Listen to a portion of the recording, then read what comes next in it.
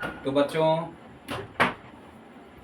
आप लोग को संविधान सभा का पार्ट फर्स्ट भाग पहला जो आप लोग को बताए थे पहले क्लास में, उम्मीद है आप लोग को अच्छी तरह तैयारी हो गई होगी। और आज संविधान सभा भाग 2 हम शुरू करने जा रहे हैं।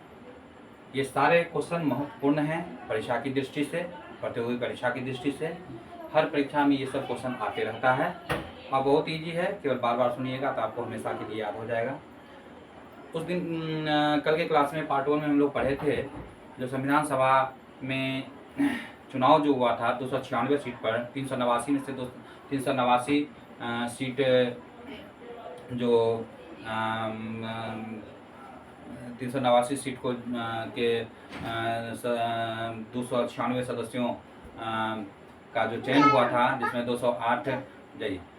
208 कांग्रेस ने, 73 मुस्लिम लीग ने और 15 अन्य ने जीता था। 15 अन्य ने जीता था। तो 15 अन्य तो 296 सीट। लेकिन उसके बाद क्या हुआ, जो अब संविधान सभा का जो शुरुआत मतलब बैठक होनी शुरू हुई, तो और इसमें संविधान सभा में एक बात भी ध्यान रखना है कि इसका चुनाव जो है सांप्रदायिक आधार पर किया गया था, यानी कि मुस्लिम, सिख और साधारण के रूप में हुआ था। और मुस्लिम लीग ने इस संविधान सभा का बहिष्कार किया था। और ये क्वेश्चन और भी पूछता है कि कौन से प्रांत ने संविधान सभा का बहिष्कार किया, यानी संविधान सभा में शामिल नहीं हुआ। वो आपको हैदराबाद, देसी रियासत हैदराबाद है। हैदराबाद इसने संविधान सभा में भाग नहीं लिया है। ये प्रांत संविधान सभा के चुनाव में भाग नहीं लिया। हैदराबाद ये देसी रियासत था, तो ये ध्यान रखना है। देसी रियासत जो कौन सी देसी रियासत है जो संविधान सभा में भाग नहीं लिया, या संविधान सभा में जो सदस्यों में उसमें इसका चयन इस प्रांत से नहीं हुआ क्योंकि उन्होंने इसका बहिष्कार किया। तो ये भी ध्यान रखना है, ये भी इम्पोर्टेंट क्वेश्चन है। अब जो है अब आगे आते हैं। अब 296 सीट हो गया। 296 सीट पर सिलेक्शन, अब बैठक होनी शुरू हुई। बैठक चूँकि जब सदस्यों का बैठक जब होना, जब संविधान का प्रारूप कैसा हो, कैसा बने संविधान बनाने के लिए क्या क्या ज़रूरतें हैं, इन सब बातों और एक सरकार का तत्कालिक सरकार जब भारत आज़ाद, अंग्रेज जब आज़ाद करेगा तो किस तरह से ये सिस्टम चलेगा, उसका एक तत्कालिक जो मंत्रिमंडल भी गठन किया गया। तो ये सब के बारे में भी हम लोग पढ़ेंगे। अब आइए हम लोग, जब संविधान सभा 296 गठन हो गया तो संविधान सभा में एक पारूपण समिति, पारूपण समिति के बाद में हम चर्चा करेंगे। पहले हम लोग ये चर्चा कर लेते हैं तो संविधान सभा का प्रथम बैठक कब हुआ। संविधान सभा का प्रथम बैठक 9 दिसंबर, एकदम याद करना है, बहुत ही इम्पोर्टेंट क्वेश्चन है। 9 दिसंबर 9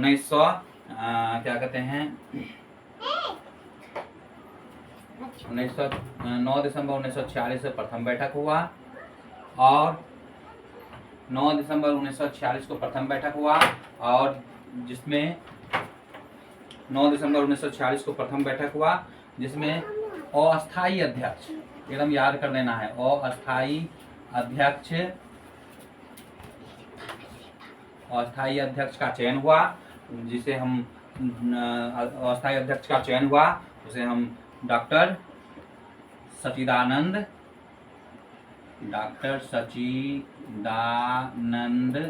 सिन्हा, ये काफ़ी बुजुर्ग सदस्य थे। इन्हें संविधान सभा का 9 दिसंबर 1946 को प्रथम अध्यक्ष और अस्थायी अध्यक्ष के रूप में चयनित किया गया। ये बिहार से संबंधित थे। अगर पूछेगा सच्चिदानंद सिन्हा कहाँ से संबंधित थे, तो बिहार से संबंधित थे। बिहार से ये अस्थायी अध्यक्ष 9 दिसंबर 1946 प्रथम बैठक में 9 दिसंबर 1946 प्रथम बैठक में इनका चयन किया गया। अब दूसरा बैठक आई है। दूसरा 2 दिन के बाद, एकदम इजी है, याद रहेगा।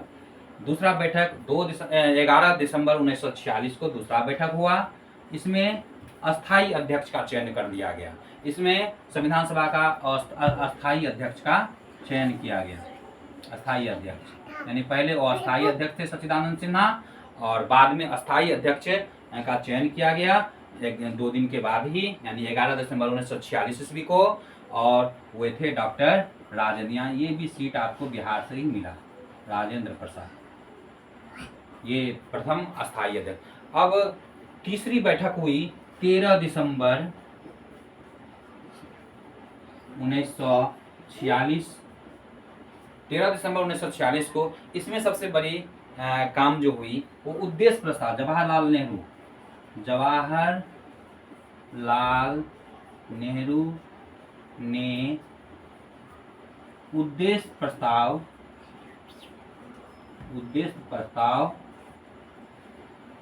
पेश किया।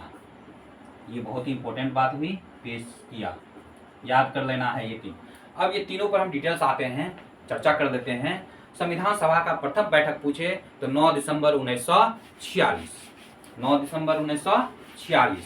इसमें पूछेगा प्रथम अस्थायी अध्यक्ष कौन थे, तो डॉक्टर सच्चिदानंद सिन्हा। ये कहाँ से बिलोंग करते थे, तो बिहार से बिलोंग करते थे। अगर पूछेगा संविधान सभा का दूसरा बैठक कब हुआ, तो 11 दिसंबर 1946। संविधान सभा का प्रथम अस्थायी अध्यक्ष कौन थे, तो डॉक्टर राजेंद्र प्रसाद। अगर सीधे पूछते संविधान सभा का प्रथम अध्यक्ष कौन था, तो सच्चिदानंद सिन्हा मार देना है, क्योंकि अस्थायी थे। अस्थायी नहीं पूछ रहा है, अस्थायी पूछेगा तो उस तरह से मारेंगे। और सीधे पूछे अध्यक्ष प्रथम अध्यक्ष कौन थे, तो सच्चिदानंद सिन्हा। लेकिन ये अस्थायी थे। 11 दिसंबर अस्थायी अध्यक्ष की चयन हो गई, डॉक्टर राजेंद्र प्रसाद अस्थायी अध्यक्ष बने। उसके बाद जस्ट 2 दिन के बाद, ये तीनों बैठक काफी इंपॉर्टेंट है, ये बार बार पूछता है परीक्षा में। 9, 11, 13 दिसंबर 1946, तो माइंड में रख ही लीजिएगा। 13 दिसंबर 1946 का तीसरा बैठक आयोजित की गई संविधान सभा का, जिसमें सबसे महत्वपूर्ण काम हुआ, जवाहरलाल नेहरू ने उद्देश्य प्रस्ताव पेश किया। उद्देश्य प्रस्ताव बहुत ही महत्वपूर्ण, किस तरह का मंत्रिमंडल गठन हो, किस तरह तत्कालिक कार्य कैसे हो, इस सब बातों को उद्देश्य प्रस्ताव में रखा गया। किस तरह से देश में क्या कहते हैं प्रस्तावना हो, ये बाद में, यही उद्देश्य प्रस्ताव बाद में आगे चल के प्रस्तावना का रूप ले लिया। तो ये भी हम लोग पढ़ते हैं, तो उद्देश्य प्रस्ताव आगे चल के कौन चीज का रूप लिया, प्रस्तावना का रूप ले लिया। तो ये उद्देश्य प्रस्ताव पेश कब किया गया पूछेगा, 13 दिसंबर 1946। किसने पेश किया, जवाहरलाल नेहरू ने। पारित किया गया 22 जनवरी, ये तो पेश किया गया था ना, 22 जनवरी 1947 को संविधान सभा द्वारा उद्देश्य प्रस्ताव को पास कर दिया गया। उद्देश्य प्रस्ताव पारित, एकदम याद कर लेना है ये चारों डेट को, बहुत ही इंपॉर्टेंट है। 13 दिसंबर 1946 को उद्देश्य प्रस्ताव पेश किया गया जवाहरलाल नेहरू द्वारा, और ये पारित कब हुआ, 22 जनवरी 1947 के बैठक में, संविधान सभा की बैठक में उद्देश्य प्रस्ताव पारित हो गया। एकदम इतना 9, 11, 13 दिसंबर 1946 याद कर लीजिएगा, और 22 जनवरी 1947 को उद्देश्य प्रस्ताव पेश क्या कहते हैं पारित हुआ था, इसको भी आपको याद कर देना है, ये कहीं भी किसी भी परीक्षा में आपको मिल जाएगा। अब हम लोग उद्देश्य प्रस्ताव पेश किया गया। अब संविधान की बनने की जो प्रक्रिया थी, संविधान जब इसी बीच क्या हुआ, अब संविधान बनाने के लिए प्रारूप का भी गठन करना था, क्योंकि प्रारूपण समिति जब तक कैसा हो प्रारूप संविधान का, किस तरह से प्रारूप बनाया जाए, ये सब का वर्णन, ये सब किस तरह का अपना संविधान हो, उसको किस तरह से लागू किया जाए, उसका फॉर्मेट कैसा हो, प्रारूप कैसा हो। तो एक संविधान बनाने के लिए प्रारूप के गठन का, प्रारूप समिति का गठन किया गया, किस तरह से प्रारूप हो।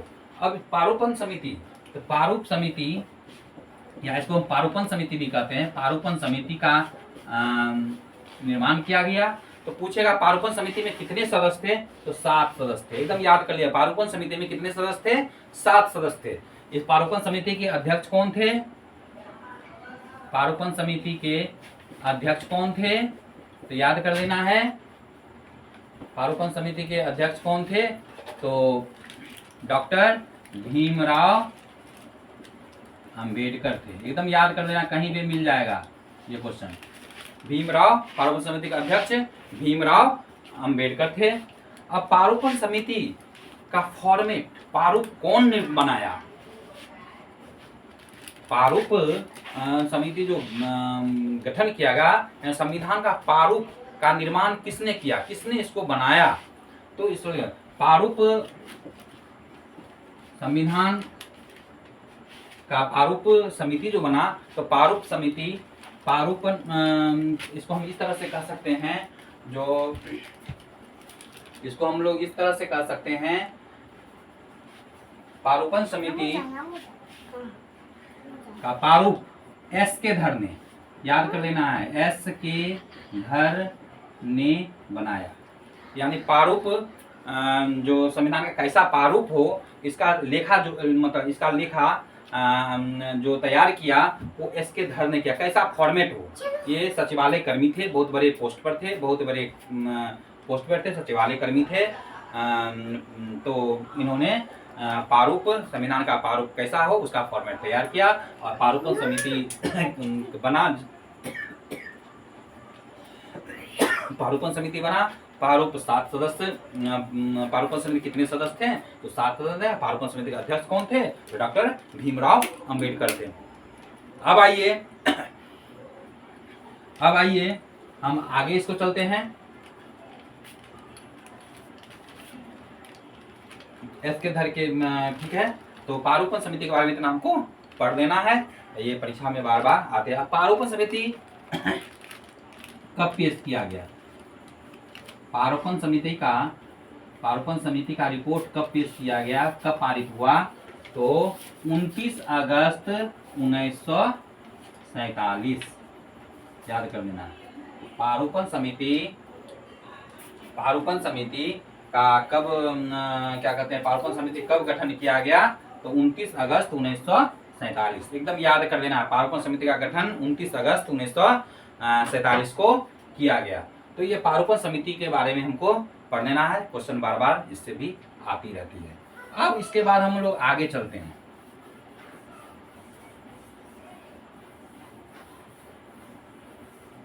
अब आइए, इसी बीच जब भारत की आज़ादी की बात हो रही थी, तो एक माउंटबेटन योजना आया भारत के बंटवारे के लिए। इतिहास में हम लोग इसके बारे में डिटेल्स पढ़ेंगे।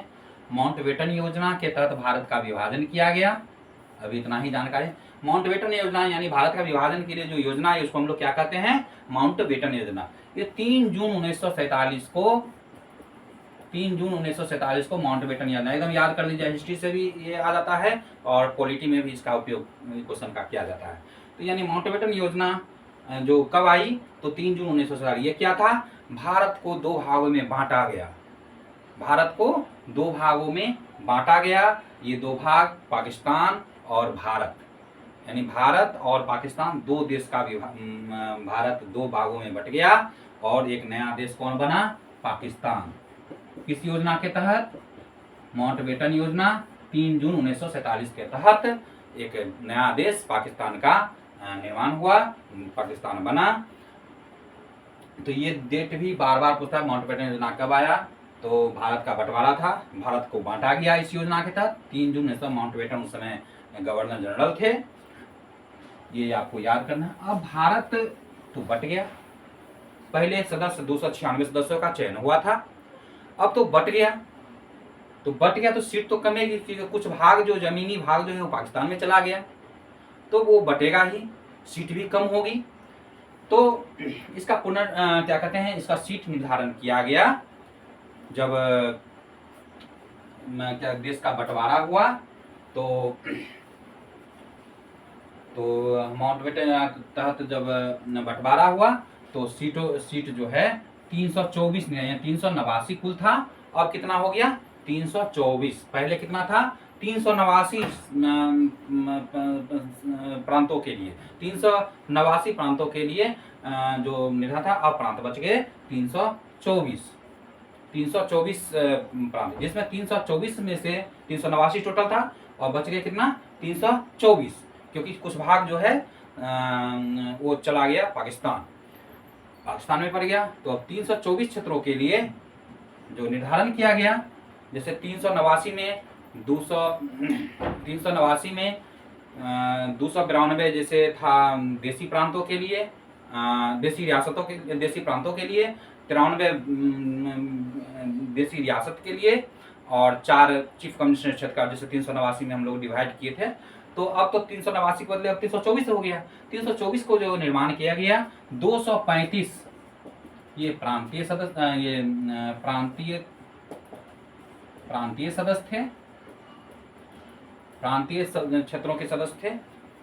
235 निर्धारित किया गया, और उसका बच कितना गिर जाता है, 235, और इसको जोड़ दीजिए 235 और 89 बराबर 324 हो जाएगा। 9 5 14 8 89।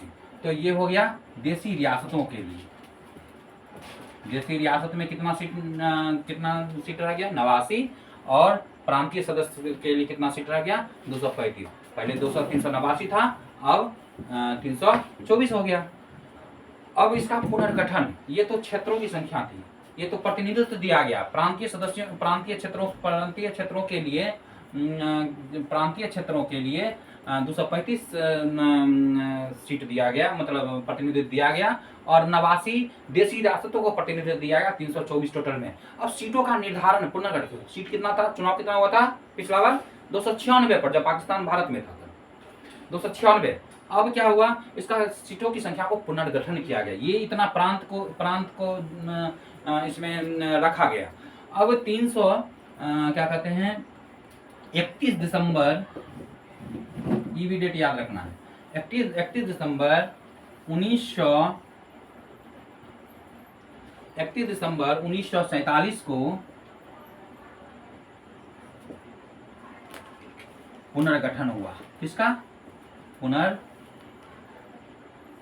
पुनर्गठन हुआ? 31 दिसंबर 1947 को पुनर्गठन हुआ, संविधान सभा का पुनर्गठन हुआ। यानी कि सीटों की संख्या, इतना तो प्रांतीय क्षेत्रों की संख्या 235 थी, और जैसे 89 को सदस्यों को प्रतिनिधित्व मिला था। तो पुनर्गठन 31 दिसंबर 1947 को, और सीटों की संख्या रह गई 299, यानी 299 सीटों की संख्या। यानी संविधान सभा पुनर्गठन के बाद संविधान सभा में कुल सदस्यों की संख्या कितना रह गई,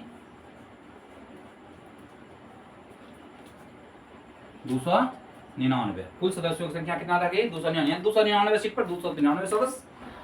तो पुनर्गठन 31 दिसंबर 1947, क्योंकि पाकिस्तान तो चला गया था उस समय। अब 299 संविधान सभा में कुल सदस्यों की जो पुनर्गठन किया गया, जिसमें 229 सदस्य जो हैं क्या कहते हैं प्रांतीय सदस्य चुन के आए, प्रांतीय सदस्य बचे, यानी बंटवारा के बाद प्रांतीय सदस्य बचे, यानी प्रांतों से सदस्य हुए, और 70 जो है देसी रियासत से सदस्य आए, देसी रियासत।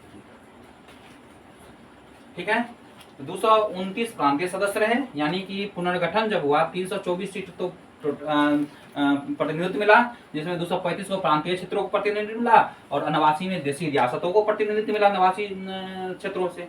और 31 दिसंबर चूंकि पाकिस्तान बंटवारा हो गया माउंटबेटन योजना के तहत, तो 31 दिसंबर 1947 को संविधान सभा को पुनर्गठन किया गया। पुनर्गठन सीटों की संख्या कितनी हो गई, कुल 299, यानी 299 सीटें रह गई। 299 सीटें रह गई, तो इसमें संविधान सभा में कुल सदस्य संख्या भी 299 सीटों की 299 सदस्य। अब 229 प्रांतीय सदस्य रह गए, और 70 देशी रियासत के सदस्य रह गए। क्लियर? अब हम लोग आगे बढ़ते हैं, इतना याद हम लोगों को कर देना है, तो बहुत ही इंपॉर्टेंट है। अब आइए, अब संविधान सभा का वाचन। संविधान सभा गठन हुआ तो सभी सदस्यों को अपना वाचन देना था, बोलना था, अपना तर्क देना था, उस पर डिस्कस करके संविधान का निर्माण करना था, संविधान को पारित करना था, संविधान को लागू करना था। तो इसके लिए जैसे अभी संसद में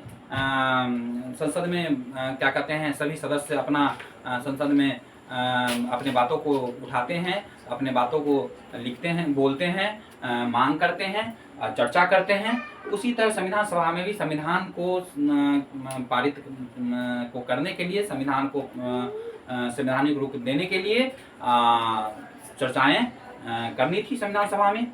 तो संविधान सभा का बहस कुल कितना हुआ, संविधान सभा पारित हुआ तो कुल बहस कितना होगा? अगर कुल बहस पूछे, कुल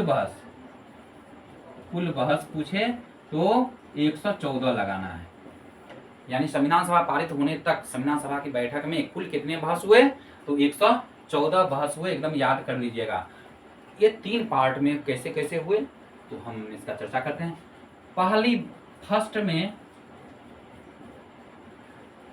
इसका जो बैठक है, क्या वाचन जो है 3 पार्ट में हुआ, 3 भाग में हुआ।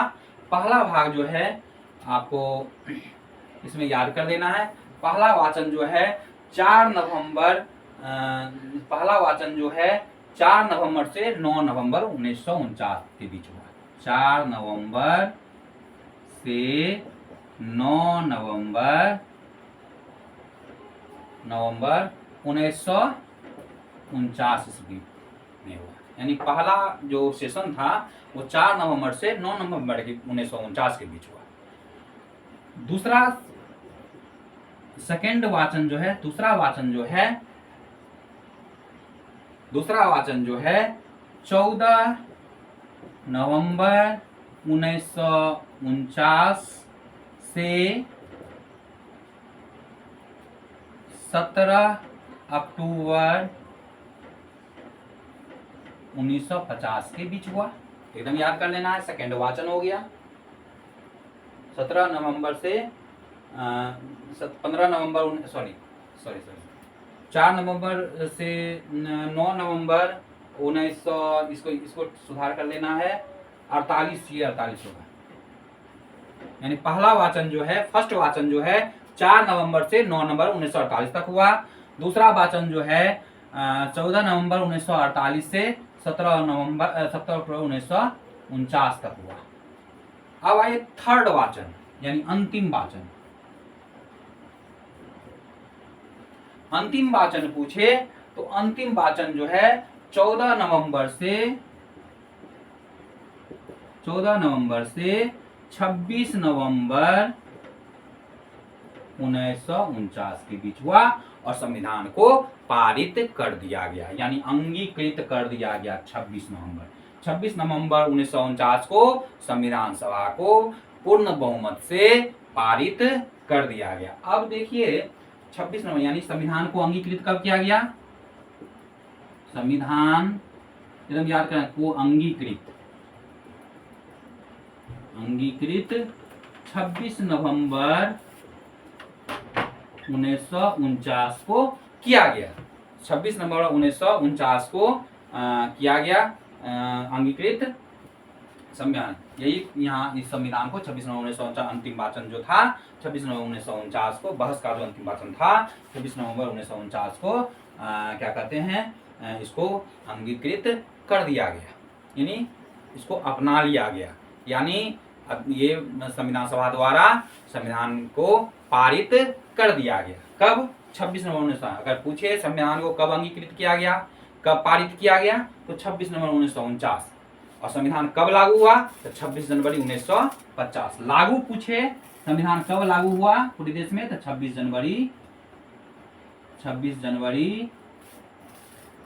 1950 को पूरे देश में लागू हुआ। और अंगीकृत कब गया यानी अपनाया कब गया? 26 नवंबर 1900। पारित कब किया गया? 26 नवंबर 1950, यानी तीसरा वाचन में। ठीक है, तो वाचन 3 पार्ट में हुआ, 4 नवंबर से 9 नवंबर 1948 तक में। सेकंड वाचन 14 नवंबर 1948 से 17 अक्टूबर 1949 में संविधान सभा में चर्चाएं। और थर्ड, क्योंकि संविधान के निर्माण के लिए संविधान सभा का और तत्कालिक शासन चलाने के लिए संविधान सभा का गठन किया गया था।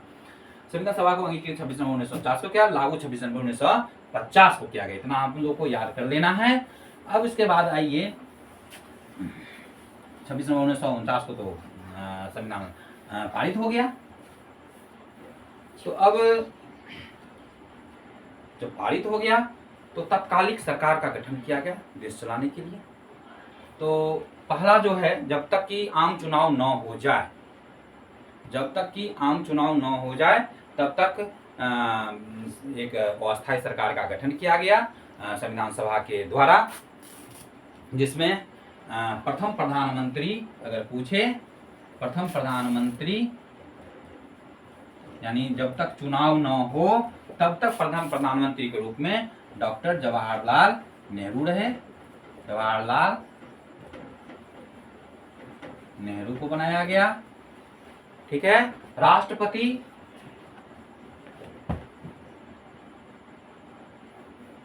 जवाहरलाल नेहरू को बनाया गया। ठीक है। और गृह मंत्री वल्लभ भाई पटेल को बनाया गया, तत्कालिक लिए वल्लभ भाई पटेल को बनाया गया। शिक्षा मंत्री तत्कालिक सब है, जब तक कि आम चुनाव न हो, मौलाना अबुल कलाम आजाद।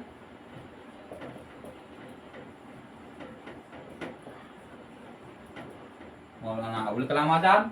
श्रम मंत्री, ये सब याद करना है, जगजीवन बाबू, बिहार से थे जगजीवन राम।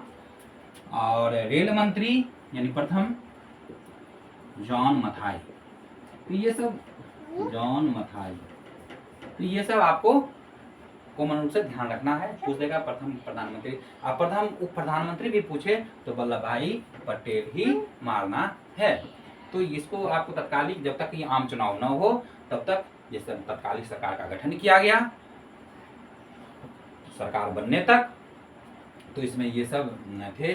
और राजेंद्र प्रसाद को भी क्या कहते हैं, कृषि मंत्री अगर पूछे इस तत्कालिक सरकार में, खाद्य एवं कृषि मंत्री, खाद्य एवं कृषि मंत्री पूछे तो ये डॉक्टर राजेंद्र प्रसाद को बनाया गया, जो आगे चल के प्रथम राष्ट्रपति भी बने। तो ये तत्कालिक सरकार का गठन किया गया, इसको याद कर लेना है, देख लेना है, याद रहेगा हमेशा। अब आइए 26 नवंबर 1949 को तो संविधान पारित कर दिया गया। और 26 नवंबर 1949 संविधान को जो पारित किया गया उसमें कुल सदस्य, कितने सदस्यों ने हस्ताक्षर किए? तो 284 सदस्य, याद रख लीजिएगा। 299 सदस्य कुल थे।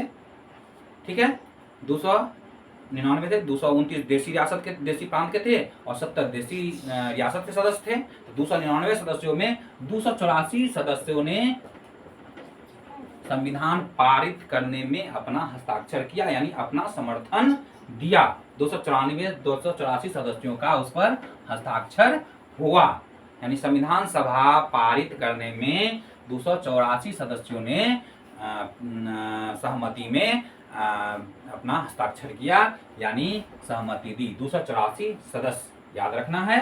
जो संविधान सभा द्वारा संविधान को जो पारित किया गया 29 नवंबर 1949 को, उसमें कितने सदस्यों ने अपनी सहमति दी, कितने सदस्यों ने हस्ताक्षर किए? तो 284 सदस्य, ये भी याद रखना है। अब आइए संविधान, तो 26 नवंबर 1949 को क्या कहते हैं, अंगीकृत कर दिया गया, पारित कर दिया गया।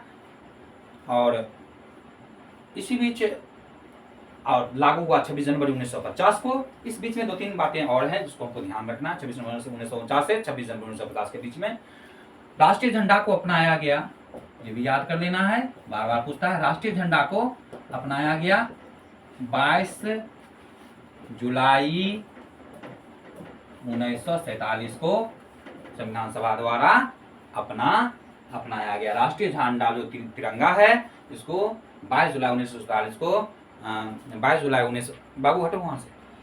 1947 को अपनाया गया राष्ट्रीय झंडा को।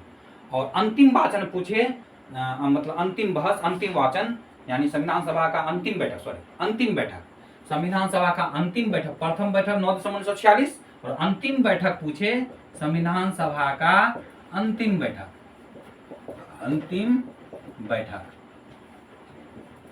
पूछे तो हमको क्या मारना है? 24 जनवरी 1950, यानी संविधान लागू होने से 2 दिन पहले तक संविधान सभा का अंतिम बैठक हो गया, यानी अंतिम बैठक 24 जनवरी 1950। प्रथम बैठक 9 दिसंबर 1946 जिसमें अस्थायी अध्यक्ष सत्यानंद सिन्हा को चुना गया और अंतिम बैठक हो गया संविधान सभा का अंतिम 24 जनवरी 1950।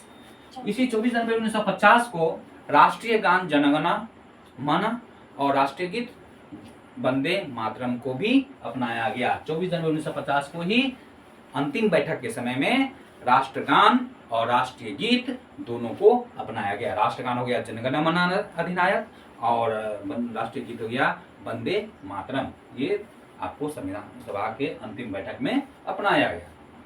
इतनी बातें भी हमें याद रखनी है। अब आइए, संविधान तो बन गया। संविधान बनाने में कितने दिन लगे? तो संविधान बनाने में 2 वर्ष 11 महीना 18 दिन।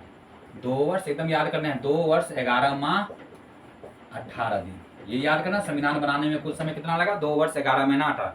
भारतीय संविधान को उधारों का संविधान कहते हैं। उधारों का संविधान, क्योंकि बहुत सारे देशों से इसको लिया गया है। बहुत सारे देशों से इसका अच्छे बातों को चयन किया गया है। दूसरे देशों के संविधान से बहुत सारे भागों को लिया गया है। 235 अनुच्छेद तो केवल भारतीय शासन अधिनियम 1947 के द्वारा लिया गया है। तो उधारों को संविधान इसका कहा जाता है, भारतीय संविधान को। अब देखिए, संविधान बनाने में कुल खर्च कितना? संविधान बनाने में 63,96,000 उस समय 729 रुपया कुल संविधान बनाने में लगे थे। भगवटो 63,96,99,729 रुपया उस समय खर्च लगे थे। अभी समझ सकते हैं ये कितना बड़ी राशि है अभी के समय में। उस समय संविधान बनाने में 63,96,729 रुपया खर्च आया था।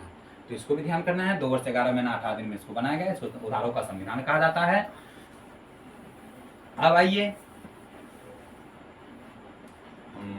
अब कुछ इसमें, चूंकि संविधान सभा के बीच में एक चीज भी ध्यान रखना है, जो कुछ समितियों का गठन, संविधान सभा जो वाचन हो रहा था, चर्चाएं चल रही थी, संविधान निर्माण की प्रक्रियाएं चल रही थी, तो उसमें कुछ समितियों का गठन भी किया गया।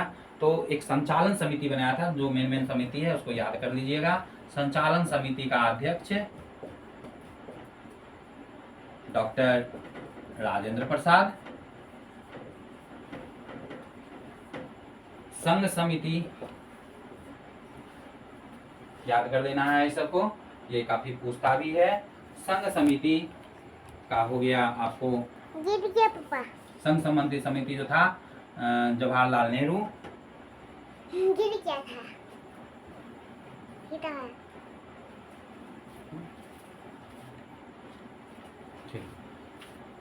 जवाहरलाल नेहरू संघ समिति। और प्रांतीय समिति याद कर देना। ये सब मुख्य बातें हैं जो पूछता रहता है। वल्लभ भाई पटेल,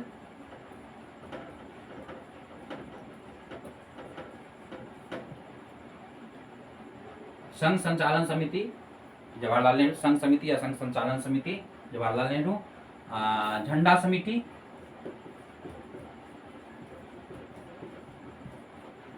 डॉक्टर जे.बी. कृपलानी,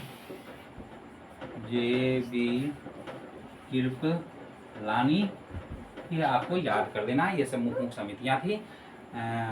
ये सब मुख्य समितियां थी जिसको आपको बढ़िया से याद कर लेना है। क्वेश्चन से आता है, बराबर देते रहता है। अब आइए, संविधान जो बनकर तैयार हुआ, तो संविधान, मूल संविधान बना, तो मूल संविधान में कितने अनुच्छेद थे? 395 मूल संविधान जो बन के तैयार